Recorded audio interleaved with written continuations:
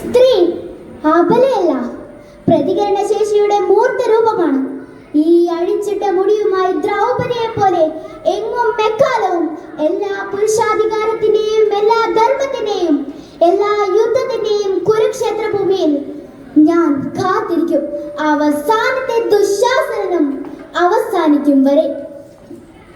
സ്ത്രീ പുരാണങ്ങളിൽ, ഇതിഹാസങ്ങളിൽ, കഥകളിൽ, കവിതകളിൽ, ഭൂമിയിൽ, എന്തിന് സ്വർഗത്തിൽ പോലും ദുരിതങ്ങൾ ഏറ്റുവാങ്ങാൻ വിധിക്കപ്പെട്ടവൾ.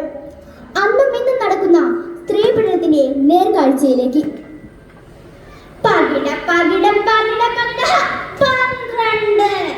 അഷ്ടൈശ്വര്യങ്ങളും അകന്യ പരാക്രമികളുമായ സഹോദരങ്ങളെ, ചൂതുകളിൽ നഷ്ടപ്പെട്ട പാണ്ഡവകുലരായ യുധിഷ്ഠിര, ഇതെല്ലാം വീണ്ടെടുക്കട്ടെ.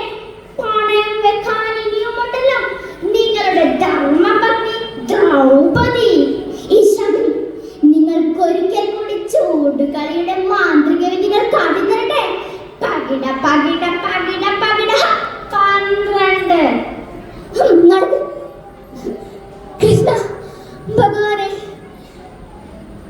കൗരവരാജധാനി കണ്ണും മൂടിക്കെട്ടിയ സദാചാര ബോധത്തിന് മുൻപ് നിരാരംഭിയായ സ്ത്രീ അപമാനിക്കപ്പെടുന്നത് അങ്ങ് കാണുന്നില്ലേ?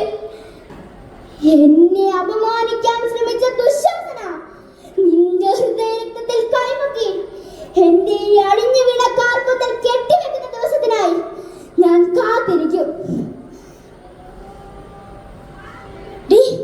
നിന്നെ കെട്ടിക്കൊണ്ടുവന്നതിൽ എനിക്ക് എന്താടി ഒരു നേട്ടം? പറഞ്ഞ പണവുമില്ല പണ്ടവുമില്ല. എന്റെ രാകേഷേ, അപ്പത്തെ വീട്ടിലെ രമ്മയുടെ മരുമോൾക്ക് ഒരു കാറും 101 പവനാ കൊടുത്തിരിക്കുന്നത്. ഇവിടെ ഒരുത്തിയുണ്ട് ഒന്നിനും കൊള്ളാത്തത്. എന്ന് തന്നെ അപ്പനടിച്ച് ബാക്കി പണം അവിടെ എത്തിക്കാൻ പറ.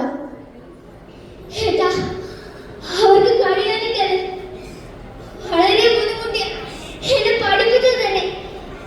ഞാനെന്താ ഒരു വിൽപ്പന ചെറുക്കാണ്.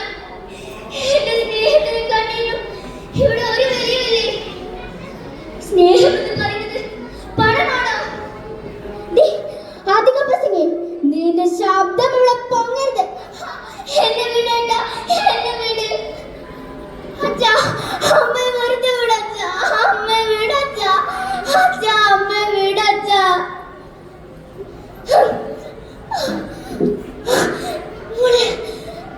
മോള് കരയണ്ട, നീയും ഒരു പെണ്ണാണ്.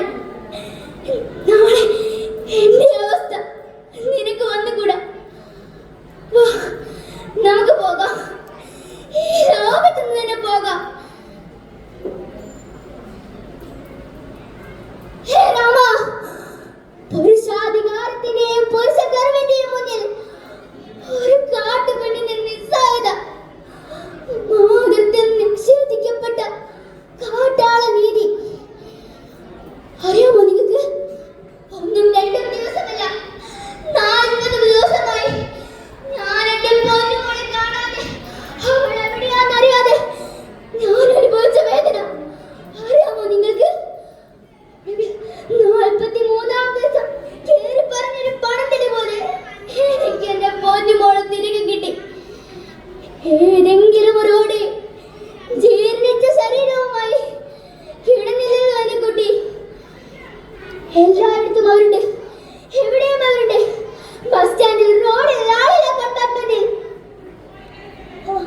എവിടെയൊന്നും ആരുമില്ലല്ലോ. ഞാൻ തനിച്ചാണോ? ഈ കമ്പാർട്ട്മെന്റിൽ ആരെയും കാണുന്നില്ലല്ലോ.